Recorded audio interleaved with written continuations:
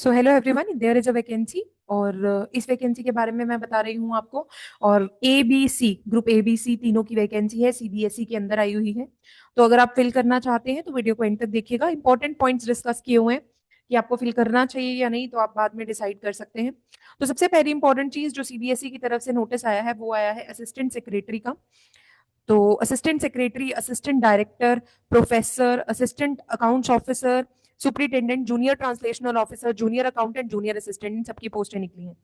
तो आप इसके लिए भर सकते हैं। और इनकी वैकेंसीज जो हैं, वैकेंसीज इनकी आपके पास हैं पड़ी। यहाँ पे क्लियर दिया हुआ है 35 वैकेंसीज इन टोटल हैं। तो अगर आप इसके लिए अप्लाई करना चाहते हैं तो आप अप्लाई कर सकते हैं। इसकी जो आपकी डेट है, लास्ट डेट, दैट इज 22/12 तक ये वैकेंसीज रहने वाली हैं। आपको फिल करना है तो आप अब इसके फॉर्म चल रहे हैं तो आप फिल ऑन कर सकते हैं। ठीक है। रिजर्वेशन सभी को दिया जाएगा, ये बात आप जानते हैं। तो सबसे पहले इसकी क्वालिफिकेशन के बारे में डिस्कस कर लेते हैं कि इसकी क्या क्या क्वालिफिकेशंस है। तो असिस्टेंट सेक्रेटरी की बात करते हैं तो बैचलर डिग्री चाहिए, 35 ईयर्स ऑफ एज चाहिए। और स्टेजेस ऑफ रिक्रूटमेंट यहाँ पे बहुत क्लियरली दिया हुआ है।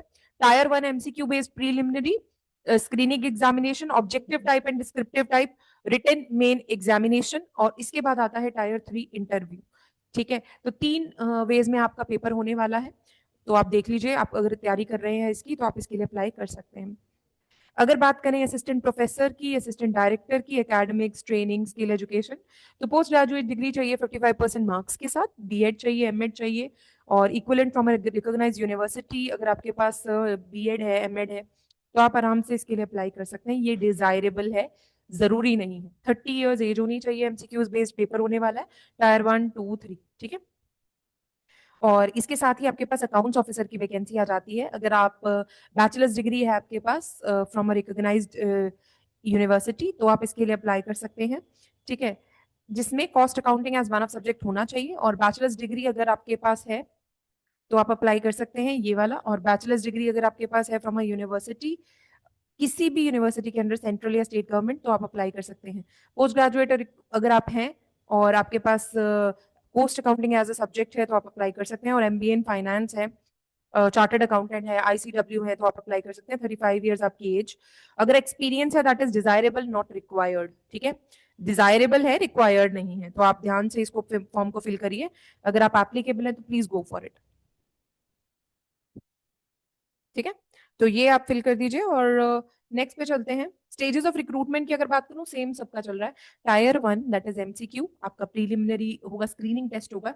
स्क्रीनिंग यानी कि जो बच्चे इसको क्लियर कर पाएंगे वो टायर 2 देंगे, अदरवाइज टायर 2 मतलब टायर 1 में ही आपको निकाल दिया जाएगा। ऑब्जेक्टिव टाइप क्वेश्चंस हैं, descriptive type, written main examination भी होगा और एक इंटरव्यू होगा। ठीक है। सुपरिटेंडेंट के रोल्स के लिए बैचलर्स डिग्री होनी चाहिए, वर्किंग नॉलेज ऑफ, अगर आपके पास कंप्यूटर्स है और आपकी एज 30 ईयर्स है तो आप इसके लिए अप्लाई कर सकते हैं। टायर 1 अगर बात करें तो MCQ based preliminary screening examination. Tier 2 की अगर बात करें तो objective type, descriptive type, written main examination अगर आप कर रहे हैं तो आपके लिए बहुत बढ़िया होगा। ठीक है। तो आपके पास ये आ जाता है। टाइपिंग स्पीड आपके पास होनी चाहिए इंग्लिश की 35 वर्ड्स पर मिनट, और हिंदी की आपके पास होनी चाहिए 30 वर्ड्स पर मिनट। तो ये आप, अगर आपके पास ये स्पीड है तो आप इसके लिए अप्लाई कर सकते हैं। जूनियर ट्रांसलेशन ऑफिसर की बात करते हैं तो इन हिंदी अगर आपके पास डिग्री है तो आप इसके लिए अप्लाई कर सकते हैं। Masters degree of recognised university in Hindi with English as an compulsory और इलेक्टिव सब्जेक्ट और as the medium of examination at the degree level. तो आपके पास अगर है, you can go for this. ठीक है। हिंदी के लिए है ये, तो ध्यान रखिएगा। इसका टायर 1 और टायर 2 ही होगा, नो इंटरव्यू इन दिस। और उसके बाद जूनियर अकाउंटेंट की बात हो रही है तो जूनियर अकाउंटेंट के लिए टायर 1 और टायर 2 ही होगा। 27 ईयर्स इसकी एज है, 12th क्लास अगर आपने कर रखी है। ठीक है। जिसके अंदर cost accounting as one of the subject है आपके पास, तो आप इसके लिए अप्लाई कर सकते हैं। टाइपिंग स्पीड आपकी 35 वर्ड्स पर मिनट इंग्लिश होनी चाहिए, 30 वर्ड्स पर मिनट हिंदी होनी चाहिए, तो आप अप्लाई कर सकते हैं। टाइपिंग स्पीड अगर आपके पास है तो you can just go for it. और इसमें एक चीज क्लियर की हुई है कि आपका जो टाइपिंग है that will be qualifying in nature only, qualifying in nature ही होगा। जूनियर असिस्टेंट की अगर मैं बात करूं तो 12th क्लास और equivalent qualification from a recognised board और university. A typing speed of 35 words per minute in English और 30 वर्ड्स पर मिनट इन हिंदी। अगर आपके पास है, 27 ईयर्स आपकी एज है, आप इसके लिए जा सकते हैं। तो ये जो टाइपिंग टेस्ट होगा वो सिर्फ और सिर्फ क्वालिफाइंग इन नेचर होगा। एक एमसीक्यू ओएमआर बेस्ड एग्जामिनेशन होगी और टायर 2 आपका डिस्क्रिप्टिव होगा। तो आप इसके लिए अगर अप्लाई करना चाहते हैं तो ये वैकेंसी निकली हुई है। एग्जामिनेशन फीस की अगर मैं बात करूं तो ग्रुप ए बी सी की पोस्टों के लिए, विमेन के लिए, SC ST के लिए सिर्फ 250 रुपये फीस है, दैट इज प्रोसेसिंग फीस। अगर बात करें अनरिजर्व्ड के लिए तो ग्रुप ए की पोस्टों के लिए 1750 रुपये, ग्रुप बी की पोस्टों के लिए 1050 और ग्रुप सी की पोस्ट के लिए भी 1050 रुपीज है। ठीक है। जो भी एम्प्लॉयज हैं जो सिर्फ और सिर्फ प्रमोशन चाहते हैं और पेपर दे रहे हैं, उनके लिए भी कोई फीस नहीं है। ऑनलाइन मोड ऑफ पेमेंट है, अगर आप चाहें तो ऑनलाइन भर सकते हैं। ये आपका टायर 1 का पेपर होने वाला है। टायर 1 का पेपर मोस्टली सबका ही सेम होने वाला है। तो इसमें क्या होगा, जो आपका है बेसिकली करंट अफेयर्स और general awareness, general mental ability, intelligence, logical reasoning, analytical ability, arithmetical and numerical ability. उसके बाद आपका general Hindi comprehension and communication skills, और general English comprehension and communication skills, और basic knowledge of computer proficiency. तो इनके ऊपर ही आपका 100 मार्क्स का पेपर होने वाला है, सॉरी 100 क्वेश्चन का पेपर होने वाला है। 300 मार्क्स का होगा टोटल। तो अगर आप इसके लिए अप्लाई कर रहे हैं तो प्लीज ध्यान से अप्लाई कीजिएगा, अगर आपकी तैयारी है तो ही अप्लाई कीजिएगा। ऐसा नहीं है कि कोई भी पेपर आप उठा के अप्लाई कर दें फिर आप बोलेंगे कि पेपर क्लियर नहीं हुआ। चलिए तो नेक्स्ट पे चलते हैं। एक सेकेंड। तो नेक्स्ट पे चलते हैं। टायर 2 आपका ऑब्जेक्टिव बेस्ड होगा, और इसके अंदर आपके पास current affairs, Indian history, culture, Indian economy, Indian geography, science and technology के ऊपर क्वेश्चंस आएंगे। ये 150 मार्क्स का होगा, और 50 मार्क्स का आपका इंटरव्यू होने वाला है। तो इनके ऊपर आपका सिलेक्शन होगा। ठीक है। और जो भी आपकी परफॉर्मेंस होगी टायर 1 में, उसके बाद ही आपको बुलाया जाएगा नेक्स्ट के लिए, और उसके बाद ही आपका इंटरव्यू के लिए बुलाया जाएगा जिनका टायर 2 क्लियर होगा, डिस्क्रिप्टिव भी क्लियर होगा। ठीक है। उसके बाद आ जाते हैं हमारे पास असिस्टेंट प्रोफेसर का, वही टायर 1 जो है। टायर 1 आपका वही 100 क्वेश्चन, 300 मार्क्स, सेम ऊपर जैसे। टायर 2 आपका थोड़ा सा डिफरेंट होगा, एजुकेशन सिस्टम वगैरह के बारे में पूछा जाएगा, और 30 मार्क्स का आपका इंटरव्यू होगा। तो ये ध्यान रखिएगा। ठीक है। तो आपका 170 मार्क्स का टायर 2 है, इसलिए 30 मार्क्स का इंटरव्यू, तो 200 मार्क्स इन टोटल आपको डिसाइड करेगा कि आप किस मतलब आप सिलेक्शन होगा कि नहीं। तो टायर 1 यहाँ पे दिया हुआ है। टायर 1 आपका जितने क्वेश्चन थे 100 क्वेश्चन, 300 मार्क्स, और डेफिनेटली नेगेटिव मार्किंग होगी इसमें। ये टायर 2 का पेपर दिया हुआ है, that is for accounts officer. जो अकाउंट्स ऑफिसर के लिए अप्लाई कर रहे हैं वो चेक कर सकते हैं। फाइनल मेरिट लिस्ट टायर 2 और इंटरव्यू के ऊपर ही बनेगी। उसी तरह सुपरिटेंडेंट का पेपर है, सुपरिटेंडेंट का पेपर टायर 1 होगा।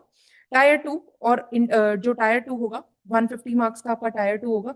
और सुपरिटेंडेंट के लिए इन्होंने आपका जो बेसिकली स्किल टेस्ट दिया हुआ वो भी होगा। ठीक है, मतलब टाइपिंग टेस्ट होगा। तो जूनियर ट्रांसलेशन ऑफिसर का भी सेम, आप देख लीजिए, एग्जैक्टली सेम, नथिंग डिफरेंट। ठीक है। जूनियर अकाउंट्स ऑफिसर का भी पार्ट 1 तो सबका सेम है। टायर 2 में डिपेंडिंग ऑन द सब्जेक्ट आपके पेपर्स लिए जा रहे हैं। Junior assistant tyre 1 same, and this is the basic thing. ठीक है। मल्टीपल जो मल्टीपल पोस्ट के लिए अप्लाई कर रहे हैं, ठीक है, in a single test in tier 1 bunch wise, a particular candidate apply, जो बच्चा मल्टीपल पोस्ट के लिए अप्लाई कर रहा है उसको ये चीज याद रखनी है कि आपका टायर 1 एक ही होगा, उसके बाद आपको according to your marks they will split you. ठीक है,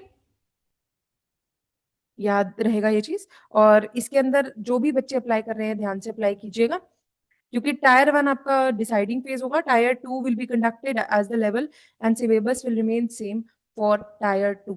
टायर 2 के लिए सिलेबस सेम रहेगा, पोस्ट कोड 2 के लिए और 4 के लिए। ये इंपॉर्टेंट है, ध्यान रखिएगा। ठीक है। तो चलिए, आपको पता लग ही गया कि आपको क्या क्या पेपर का लेवल होगा। पेपर का लेवल भी यहाँ पे दिया हुआ है, ग्रेजुएशन, सीनियर, सेकेंडरी। तो आप इजीली चेक ऑन कर सकते हैं। मीडियम आपका 2 होगा, इंग्लिश और हिंदी। तो अगर आप अप्लाई कर रहे हैं तो आप प्लीज ध्यान से अप्लाई कीजिएगा, पूरी डिटेल्स को पता करके अप्लाई कीजिएगा।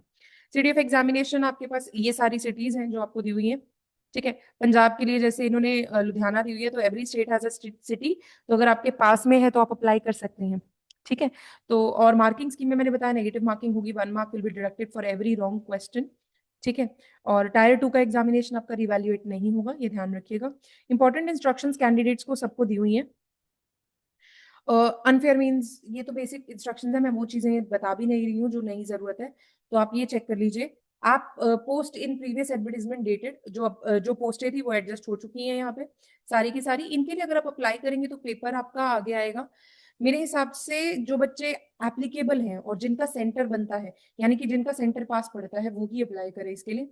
बड़ी अच्छी अपॉर्चुनिटी है, CBSE की तरफ से पोस्ट आई हुई है। So all the